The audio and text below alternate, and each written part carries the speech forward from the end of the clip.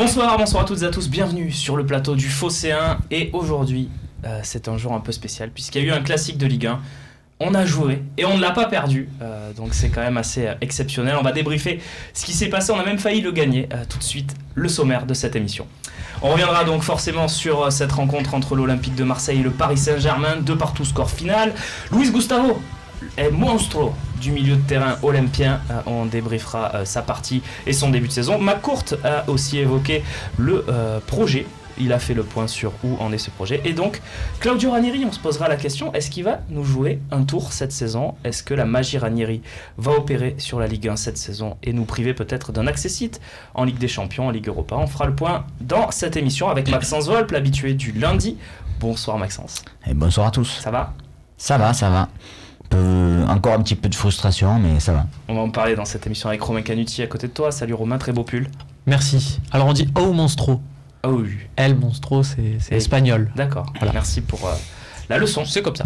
Ça fait plaisir. En face de vous, messieurs, le boss, c'est écrit sur son polo, Sébastien Volpe. Salut Seb. Salut Romain. Ça va? Ça va. Très À bien. côté de toi, Michel Yaga, responsable des sports France 3 Provençal. Bonsoir. Si je ne m'abuse. C'est toujours ça le titre? C'est ça, et ça ne va pas. Et ça ne va pas, toi? Non, moi, Bon, alors, tu sais c'est pas quoi passé, c'est pas passé. La pilule, elle est pas passée. On se posera la question dans la deuxième partie, faut-il être déçu? Mais on va commencer en se posant une question simple. Est-ce qu'on a vu un grand OM ou un petit PSG hier soir? Parce que on a lu beaucoup de choses sur cette rencontre, on a lu beaucoup de commentaires. Maxence, qu'est-ce que tu penses toi? Tu penses que c'est l'OM qui a rendu le PSG petit? Quelle est ton analyse? J'aurais envie de te répondre bêtement dans un premier temps, forcément un peu des deux. Ouais, Mais après, j'ai quand même envie de dire que les Marseillais ont fait ce qu'il fallait pour faire déjouer cette équipe parisienne. Donc oui, j'ai envie de dire que l'OM a quand même fait un grand match dans l'envie, dans l'abnégation. On est allé dans un premier temps les chercher haut sur ces 20-25 premières minutes.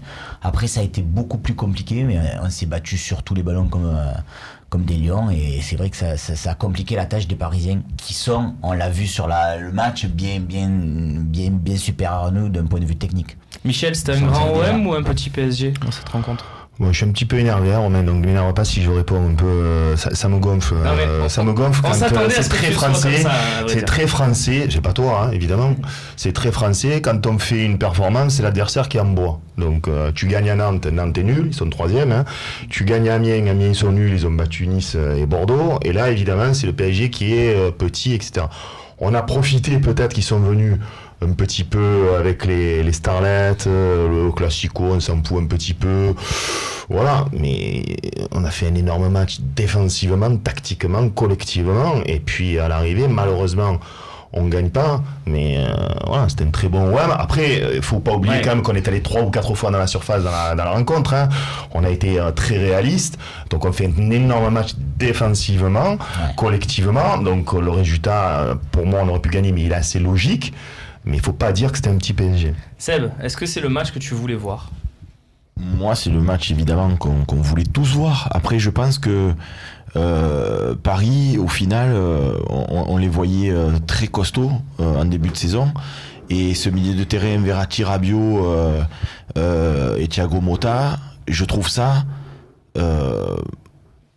faible. C'est peut pas dire faible, mais Nonchalant. c'est nonchalant et ça manque d'impact. Ça manque d'impact player. Et quand tu vois Gustavo et Zambo en face, ils les ont mangés, quoi. Et je pense que sur les gros matchs de Ligue des Champions, moi j'avais peur qu'il la gagne cette année. Je suis un peu plus rassuré parce que c'est ce triangle-là, Motta il est en bout de course. Verratti se prend pour une star, il est pas si fort que ça en vrai. Et Rabiot, sur tous les matchs que j'ai vu faire, y compris en équipe de France, il a un devenir peut-être, mais pour l'instant, il n'est pas... Voilà. Ils n'ont pas remplacé Matuidi, en fait. En fait, ils n'ont pas remplacé Matuidi. Moi, j'ai trouvé que Matuidi il avait terriblement manqué côté parisien. Et du coup, tu as beau avoir... Ça a mis en exergue, pour finir, que tu peux jouer avec Neymar, Mbappé et Cavani... Et s'ils sont pas alimentés, et si de derrière ça repart pas bien, et si au milieu de terrain c'est pas costaud, il te manque un rouage. Et leur milieu de terrain aujourd'hui c'est un gros point faible pour moi, et je vois pas qu'ils peuvent mettre pour renforcer en plus au vu des forces en présence. Donc voilà, je trouve qu'on a fait un très bon match et que Paris en fait est peut-être surcoté encore une fois au milieu pour l'instant. C'est un engrenage. C'est un engrenage tout simplement, parce que de dire l'équipe de Paris ne joue pas pour Neymar et Mbappé, c'est vrai, mais pourquoi ils ne jouent pas pour Neymar et Mbappé? Parce que Neymar et Mbappé, quand ils ont eu des ballons, ils ont joué entre eux deux. Ils ont fait une équipe de foot à deux ou même tout seul, et donc forcément on sait comment ça se passe dans le foot. Au bout d'un moment, tu as moins envie de faire les efforts pour le copain. Souvenez-vous, j'étais pas à côté de vous tous, on était à des endroits différents du stade, mais je sais très bien comment vous l'avez vécu à la 60e, alors qu'en seconde mi-temps, la seconde mi-temps démarre, on n'a pas vu le jour. Vous voyez qu'il remplace Thiago Motta par Draxler. On se dit, ça va être très compliqué. Et au final, le Draxler, ils s'en sont pas servis. Alors que Draxler, c'est un monstre. Ils ne s'en sont pas servis, ce qui prouve que Paris est défaillant sur ce match-là. Après, de voir derrière toutes les analyses qui m'expliquent qu'en fait, c'est la défaite de Paris. Moi, je comprends que les émissions type Canal+, j'ai vu ça ce matin, consacrent derrière toute leur émission en disant c'est la faillite de Paris. Pourquoi? Neymar et Mbappé, c'est deux joueurs qui ont coûté 400 millions, c'est deux joueurs qui font leur plus mauvais match de la saison. Forcément, pour eux, ça les interpelle. Mais derrière, quand je vois les analyses, notamment d'un consultant célèbre qui dit oui, mais de toute façon, quand on voit l'équipe de Paris, normalement, s'ils sont au niveau, il n'y a pas match, machin de l'OM, c'est un enfonçage de porte ouverte exceptionnel, parce que techniquement, Paris a la plus forte équipe d'Europe. Donc, si ils sont au niveau qu'ils ont sur le papier, il n'y a même pas de débat pour la Ligue des Champions. Non, mais City, ils n'ont pas mis 400 millions d'euros sur deux joueurs. Sur le papier, ils ont une des plus fortes, donc il n'y aurait pas débat, et on ne devrait même pas se dire, ils sont en demi-finale. Mais on sait ce que c'est le football, donc ça ne sert à rien de parler, entre guillemets, sur le papier. Tiens, on va prendre, pour conclure cette première partie, grand OM, petit PSG, on va en prendre la question de Bruno sur Twitter, #LiveTalk, participer à ce débrief OM PSG avec nous, Max. Est-ce que c'est plus une victoire ou une défaite? Tu vas me dire, c'est un match nul. Non? Mais non, mais je vais te dire, pour moi, ça se rapproche plus d'une défaite au final, puisque tu prends un point. Tu prends un point alors que tu dois en prendre 3. Sur le moral, tu peux dire, effectivement, c'est une victoire parce que tu restes sur un gros match contre Paris. Et j'ai pas entendu mes camarades le dire, mais je trouve aussi qu'on dit tous qu'on a fait un grand match. Mais on a fait un grand match au niveau de la volonté. De la volonté. Non, mais même au niveau de la volonté. Mais au niveau tactique. Au niveau tactique, on a été bon aussi. Mais au niveau technique, je trouve qu'on n'a pas été bon du tout. C'est ça qui me fait. J'ai une explication à ça. Parce qu'on a perdu un nombre de ballons. L'explication, c'est que tu as fait une telle dépense d'énergie. Enfin, je l'explique en partie, si tu veux. Une telle dépense d'énergie physique que après tu avais moins de lucidité pour avoir. Et si on va en parler, c'est Payet à l'exemple. C'est des passes à 3 mètres des fois. D'accord. En même temps, si tu es capable de mettre cette intensité physique et en plus d'être bonne techniquement, tu n'es pas obligé de perdre tous les ballons. Tu t'appelles Gustavo, tu t'appelles pas. Oui, parce que si tu regardes bien les OM PSG, l'influx nerveux est tel que techniquement, c'est jamais des sommets techniques. Et tu regardes bien que les seules fois que tu as mis un but technique, c'était 3 jours après la finale de Munich où tu jouais détendu, où les mecs n'avaient pas dormi, où tu étais détente. Juste pour finir sur la partie et sur la question, parce que Michel disait qu'il n'y avait pas débat sur la question. Alors moi, je te finis justement avant le match. C'est une victoire.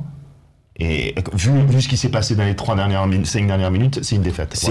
Mais ce que tu dis, c'est ce que j'allais dire, c'est-à-dire qu'en fait, on dit là aujourd'hui c'est une défaite parce que c'est la physionomie de la rencontre qui dit que c'est une défaite. Maintenant, si je reprends le match à Strasbourg, tu mènes au score, ils reviennent, tu mènes au score, ils reviennent, ils passent devant, et à la fin tu fais 3-3, mais tu reviens chercher le résultat, donc tu sors en te disant c'est toi le dernier qui a égalisé, tu es revenu quand même au mental, même si tu perds 3 points, enfin même si tu perds 2 points, mais tu es revenu. Si Paris là avait marqué 2-1 et qu'à la dernière minute Thauvin égalise de 2, là aujourd'hui on te dirait c'est une victoire. Donc en fait c'est la physionomie. Gardez les munitions sur ce débat parce que ça rejoint un petit peu la deuxième partie. Faut-il être déçu? Juste avant, on va regarder quand même le but de Thauvin, celui qui a failli nous faire enfin gagner un classique, regagner évidemment. C'est ça finalement le plus rageant, c'est que tu perds à l'abnégation. Et surtout Rabiot qui baisse totalement pavillon. C'est ça au final le plus rageant, parce que c'est pas en termes de points, enfin t'es à la 10e journée, on va pas dire que ta qualification en Ligue des Champions se joue là, mais c'est de te dire que tu aurais pu annuler les phrases de vous avez pas gagné depuis 2011 et compagnie. C'est ça en fait qui est rageant. Il y a un truc quand même sur le but, moi je l'ai rarement vu, c'est pour ça que je me permets, c'est que c'est Thauvin qui tire le corner. c'est assez hallucinant. Il tire le corner côté gauche. Et c'est lui qui va marquer donc, dans l'axe, d'ailleurs, parce qu'il rate un petit peu son corner qui va au deuxième poteau. NJ, il fait son truc. Et finalement, il vient de très très loin et il va couper au premier poteau, ce qui montre l'énergie de Thauvin, ce but à l'énergie. Mais j'ai rarement vu ça. Un mec qui tire un corner et qu'à l'issue de ce corner, il y a but à l'arrivée. On va garder Adil Rami en zone mixte pour la deuxième partie. On passe tout de suite justement à cette deuxième partie.